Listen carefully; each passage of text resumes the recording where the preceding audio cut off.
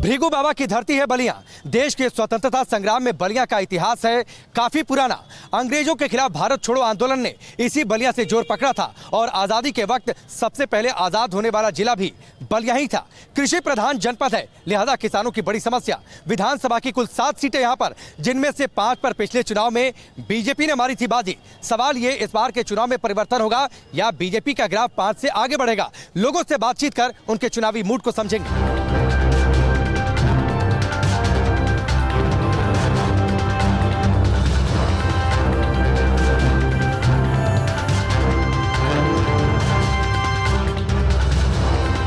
Ballia railway station के ठीक बाहर, और जब आप पूर्वांचल में आएंगे तो सबसे ज़्यादा जो खाद्य पदार्थ है या फिर जो यहाँ की पहचान होती है, पूर्वी उत्तर प्रदेश में आप बढ़ेंगे तो लिट्टी चोखा या फिर लिट्टी चने की दुकानें आपको इस तरीके से दिख जाएंगी। लोग बड़ी तादाद में जुटते हैं। आप कहाँ के हैं भाई साहब? मैं यहाँ का नहीं हूँ, यहाँ से 6 किलोमीटर दूरी पे रहने वाला। यहीं के है ना? यूपी में चुनाव का क्या माहौल है? लिट्टी चना आप खा रहे हैं? सपा आएगी। सपा आएगी? क्यों? बेरोजगारी इतनी बढ़ गई है, लड़कों को तो रोजगार चाहिए। आपको लगता है कि अखिलेश यादव आएंगे तो नौकरी देंगे? बिल्कुल। आप लोग कहाँ के रहने वाले भाई साहब? बलिया का रहना सर। बलिया के? जी। जाम उम लगा रहता है, आपको लगता है ये चुनावी मुद्दा बनेगा? बिल्कुल बनेगा सर, बिल्कुल बनेगा। और जाम के लिए ओवर फ्लाई होना चाहिए। फ्लाईओवर होना चाहिए जी। एक फ्लाईओवर तो बना, लेकिन वो बहुत ज्यादा कुछ इस्तेमाल। एक और होना चाहिए जी। कानून व्यवस्था मुद्दा होगा इधर? बिल्कुल होगा। भाजपा की सरकार, योगी की सरकार, आपको लगता है कि रिपीट होना चाहिए या फिर परिवर्तन होना चाहिए? ये रिपीट होना चाहिए। क्यों? शासन की व्यवस्था इसमें सही है, इसमें लूट खसोट चोरी घोटाला नहीं है, इसमें सही है। आप लोग कहाँ से भाई साहब? बनारस। बनारस से? मोदी के इलाके से? हर हर मोदी। हर हर मोदी। लिट्टी चना लहसुन खा रहे हैं, कह रहे हैं हर हर दी। तो क्या बदलाव आया इस क्षेत्र में? आप क्या बदलाव देखते हैं? बहुत पहले से बदलाव आया, गुंडागर्दी कम हुआ है। देख रहे हैं पूर्वांचल एक्सप्रेसवे देख लीजिए, इतने एक्सप्रेसवे नए मिले हैं। आज प्रशासन एकदम टाइट है, आज बहन बेटियां भी आराम से सुरक्षित अपने आप को महसूस करती हैं। बहुत बदलाव हुआ है। ठीक है, थोड़ा सा और आगे आइए भाई साहब। एक सेकंड। आप कहाँ के रहने वाले हैं? बलिया के रहने वाला है। बलिया के? जी जी। बलिया में कहाँ के? बलिया में हल्दी से। जी। का चुनावी मुद्दा भाई नहीं? सपा के हमनी के बनिया। सपा के मानी जा काहे भाई? सपा के लहर, अच्छा लगा था। सपा के लहर में बदलाव जरूरी बा। कब से लिट्टी चने की दुकान चला रहे हैं आप? सर 50 साल पुरानी दुकान है ये 50 साल पुरानी दुकान है? हाँ, मेरे पिताजी क्या करते हैं। फिर आप आ गए? हाँ। क्या बलिया में कुछ बदलते देखे हैं 5 साल में? बहुत बदलाव हुआ है। क्या बदलाव हुआ? भीड़ तो इतना ही दिखती है हमेशा यहाँ पर। भीड़ नहीं, जनसंख्या बढ़ेगी, भीड़ नहीं लगेगी। तो जाम लगता है, मान लीजिए कुछ व्यवस्था होनी चाहिए ना जाम की। जगह कहाँ है? छोटा जगह है, शहर है, फ्लाईओवर बनाने की जगह भी चाहिए। अच्छा, यहाँ पर लोग आते होंगे तो चुनाव की चर्चा करते होंगे, बात होता होगा ना कि चुनाव है, किसको वोट देना है नहीं देना है, तो क्या लोगों का मूड क्या समझ में आ रहा है? यहाँ पर अभी समझ में नहीं आ रहा है। 2 पार्टी को लड़ाई है यहाँ पर, भाजपा सपा की। हाँ बस। तो आपको लगता है कि भाजपा जीतेगी, सपा जीतेगी?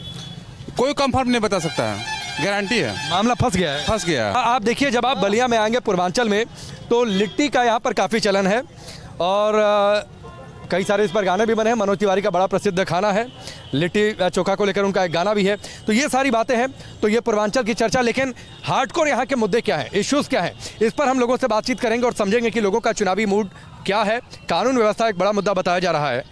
आपको क्या लगता है यहाँ पर बड़ा चुनावी मुद्दा बलिया में क्या होगा?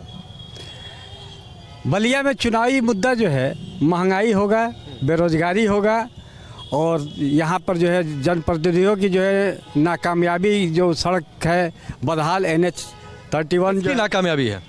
सत्ता पक्ष के हमारे आनंद स्वरूप शुक्ला जी विधायक थे और मंत्री भी रहे। अब तो कहाँ टिकट मिला? तो उनकी नाकामयाबी देखकर पार्टी ने सीट बदल दिया। तो आपको क्या लगता है कौन बेहतर है यहाँ पर? बेहतर यही जो शहर के लिए काम करे, क्षेत्र के लिए काम करे, विकास करे, नौजवानों को रोजगार। तो ठीक है, करेगा कौन? यहाँ पर देखें 2 बाहुबली प्रत्याशी हैं, समाजवादी पार्टी से और भारतीय जनता पार्टी से। इसके बीच में जो है व्यापारी समाज से शिवदास और मदन वर्मा आए हुए हैं, वो बसपा वाले नहीं, बहुजन समाज पार्टी से आए हैं। तो यहाँ पर इस बार जो है उनसे अपेक्षा अब रखते हैं कि बढ़िया काम करेंगे। कितनी सीट आ रही है बसपा की प्रदेश में? प्रदेश में तो सत्ता बनाने लायक आ ही जाएंगी। कितनी है? 200 के आंकड़ा पार हो गया, 202 203 का। बेरोजगारी, महंगाई, ये 2 प्रमुख मुद्दे हैं और मैं समझता हूँ कि विगत दिनों से जो भी सरकारें यहाँ पर हैं चाहे सपा की हो, बसपा की हो या भाजपा की हो, ये सभी सरकारों से अच्छी कांग्रेस की सरकार रही। तो कांग्रेस की सरकार कब थी यूपी में? जो माना गुजर गया 20-30 साल पहले थी। इसका मतलब कांग्रेस अनफिट होती है। समय के अनुसार change is the law of nature, शाश्वत प्रकृति का नियम है परिवर्तन। परिवर्तन होता रहता है, परिवर्तन हुआ, लोग आए और फिर परिवर्तन होगा। बनी नहीं है ये लोगों से पूछिए कि रामपुर महावीर जी के यहाँ से जो सड़कें जाती थी 15 साल में नहीं बनी थी, आज वो चकचक हो गई है। जो खराब है वो कब बनेगी? मान लिया समय तो सबके पास होता है, वक्त सबके पास होता है। 5 साल के बाद ना? नहीं, आपके पास भी तो समय है, तभी तो हमारे पास आए हैं। तो 5 साल में पूरा तो ठीक नहीं हो जो 15 साल में। कौन वाला? अभी बैरिया वाला रोड अभी कहाँ बन रहा है? अभी तो अब काम चालू हुआ। बैरिया वाला नहीं बना सड़क। बन रहा है। अरे कहाँ बोल रहे हैं नहीं बना? जब मैं कह रहा हूँ कि बन रहा है। नहीं बना है, आज से नहीं बना। अगला बार सांसद भरत सिंह थे, फिर आए मस्त जी। पैदल चलने के औकात में कोई नहीं है, बंद कहा। गाड़ी भी चलने की औकात में नहीं है, इतनी भीड़ है, कहाँ आदमी चलेगा? भीड़ नहीं, रोड पर चलिए, रोड पर तब देखिए।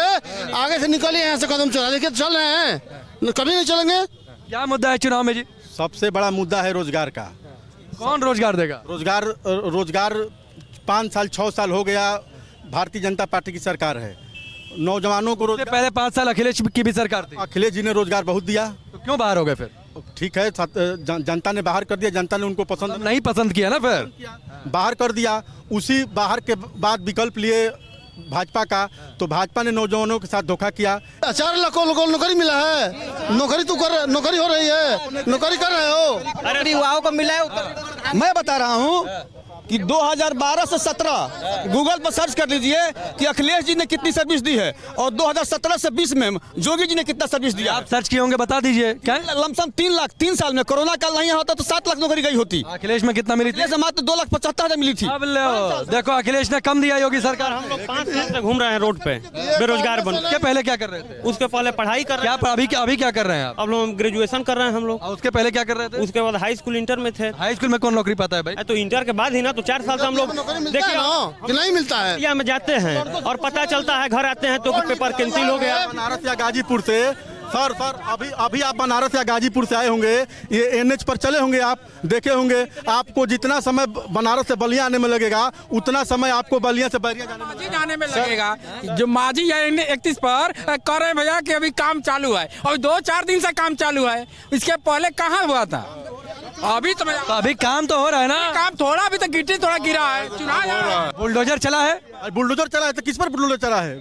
माफियाओं पर जिन्होंने अतिक्रमण किया, जो ये कह रहे हैं। कहाँ क्या माना जाना चाहिए ना, मंत्री अपराधियों पर बुलडोजर चला है, मुख्तार अंसारी पे चला है। 2-4 नाम गिना दिए। सर, चाहे समाजवादी पार्टी हो, सबसे 1 नंबर गुंडा पार्टी है। हो गया। ऑप्शन हो चाहे कोई भी व्यवस्था हो, बहन जी का होता है, बसपा का होता है। कितनी सीट आ रही है जी? बहुमत आ रही है सर।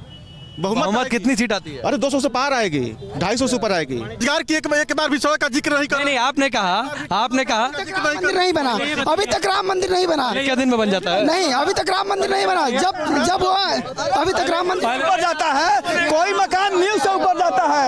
अब नींव पड़ा हुआ है। आप लोग चाहते नहीं थे, लेकिन हमने बना के दिखाया। 1 मिनट रुकिए, थोड़ा 1 मिनट रुकिए। पहला वोट है और राम मंदिर के नाम पर हम देंगे अपना पहला वोट देंगे। मंदिर के नाम पर, मंदिर के नाम पर ताली बजा रहे हैं, रोजगार की एक बात नहीं कर रहे हैं। मंदिर का मुद्दा है कि नहीं है? बिल्कुल मुद्दा तो बना ही रहे हैं मंदिर का, विकास की बात नहीं कर रहे हैं, रोजगार की बात करना चाहिए ना साहब। मंदिर और मस्जिद कर रहे हैं भाजपा के। वो तो कह रहे हैं कि समाजवादी पार्टी सरकार ने मंदिर को रोका। इनकी सरकार आएगी। गुंडई कर रहे हैं, गुंडई। ये लोग सरेआम गुंडई करने। कौन गुंडई कर रहा है? समाजवादी पार्टी के लोग हमेशा से गुंडई करने। वो कह रहे हैं कि भाजपा के लोग गुंडई।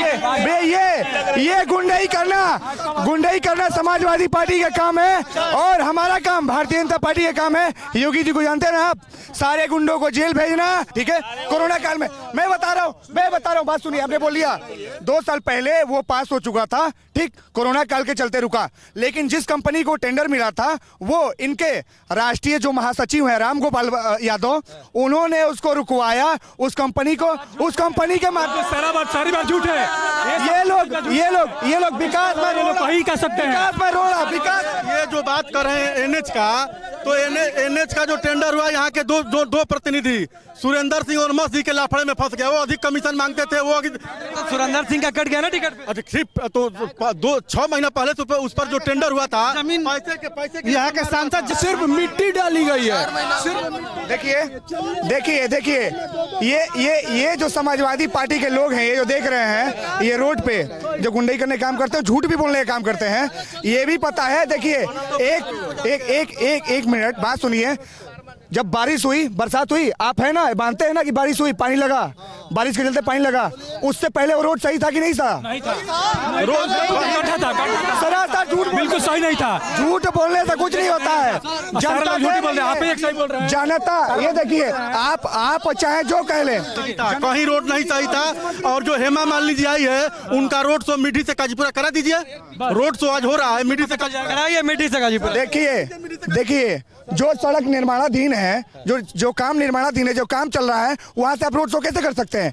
काम जाके देखिए, वहाँ पे नाली बन रही है। यही तो कह रहे हैं कि 5 साल में सड़क क्यों नहीं करा लेंगे? अरे 5 साल में क्यों नहीं? सड़क चुनाव आया तो बनवा रहे हैं। सड़क बनी हुई थी पिछले साल, जो बारिश हुई है, अभी इसी साल जो भयंकर पानी लगने के चलते रोड टूटा, उसको बनवाया। देखिए अभी क्या स्थिति है। 5 साल कहाँ थे? यहाँ मंत्री था, संसद थे, मंत्री को खेत के दुआबा भेजा गया, उनका रहना चाहिए। एक रोड बनने में 5 साल लगता है। कहीं विकास नहीं हुआ। ऐसा है, बैरिया से जो सिकंदरपुर बलिया से बैरिया लोग जाते हैं। कौन सरकार ठीक बा?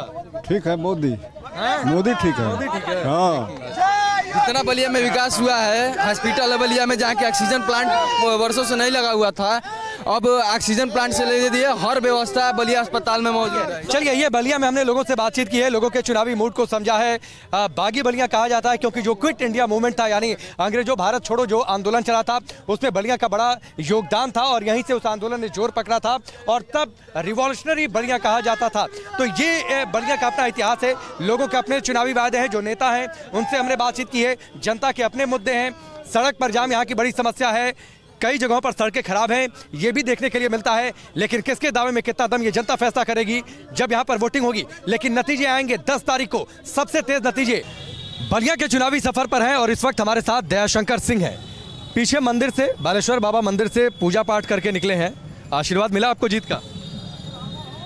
देखिए, बाबा का आशीर्वाद है तभी तो मैं बलिया से मुझे टिकट मिला है। बाबा ने ही बुलाया है भाई, तो बाबा का आशीर्वाद तो रहेगा ही और बलिया की जनता का भी आशीर्वाद है। और इस बार का चुनाव मैं प्रत्याशी नहीं लड़ रहे हैं, बलिया की जनता स्वयं लड़ रही है। प्रचार कैसा चल रहा है, लोगों से रिस्पांस कैसा? क्योंकि पहले आप लखनऊ में थे, वहाँ से यहाँ आपको पार्टी ने भेजा, पार्टी में आपका एक बड़ा कद है।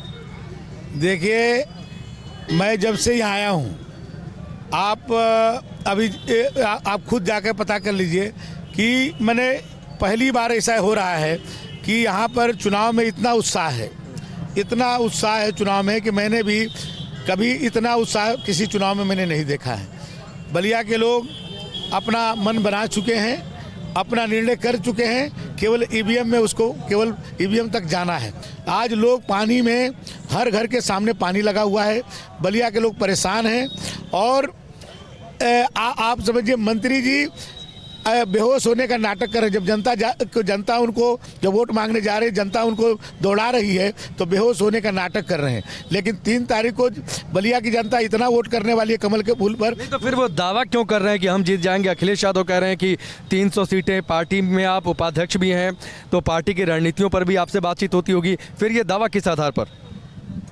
भाई, दावा तो पहले तो 400 सीटों पर दावा कर रहे थे और फिर 403 तो टोटल ही है ना। हाँ, और 403 है, उसमें 400 पर दावा कर रहे थे। तो देखिए, 2014 में भी दावा किए थे, आपने रिजल्ट देखा, 2017 में भी दावा किए थे, उसका रिजल्ट देखा, 2019 में भी गठबंधन करके भी दावा किए थे, उसका भी रिजल्ट आपने देखा।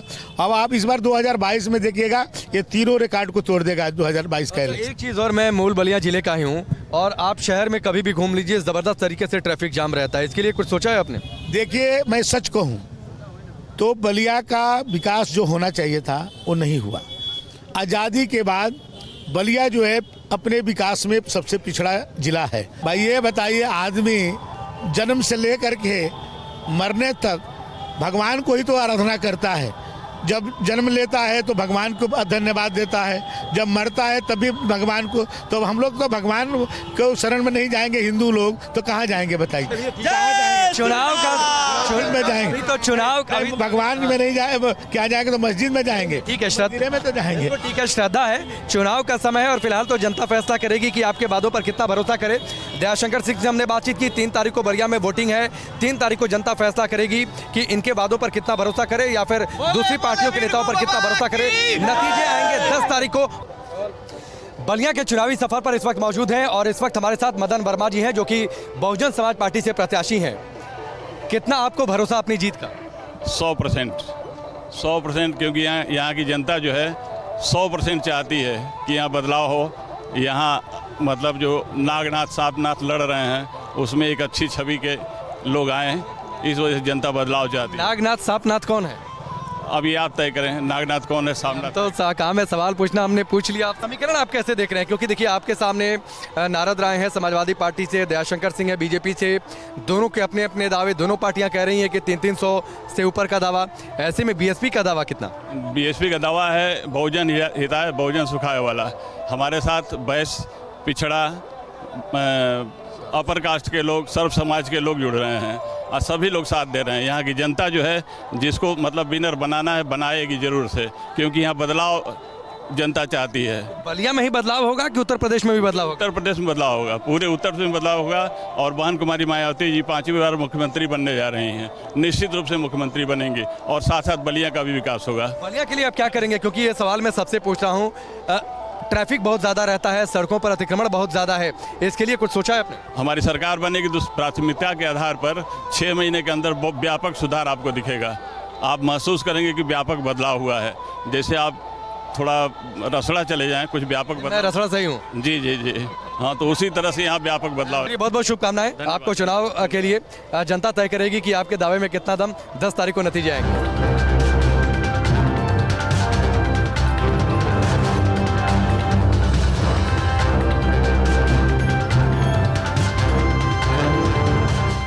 अब मुझे लगता है कि ये चुनावी चर्चा तो आगे चलती रहेगी, किसी और शहर में भी आपसे मुलाकात होगी, लेकिन जब आप पूर्वांचल में आते हैं तो इसका आनंद आप ज़रूर लीजिएगा, इसके अपने अलग आनंद हैं। चलिए, बलिया से फिलहाल अभी के लिए बस इतना ही। मैं लिट्टी चोखे का आनंद लेता हूँ, आगे आपसे किसी दूसरे शहर में मुलाकात होगी।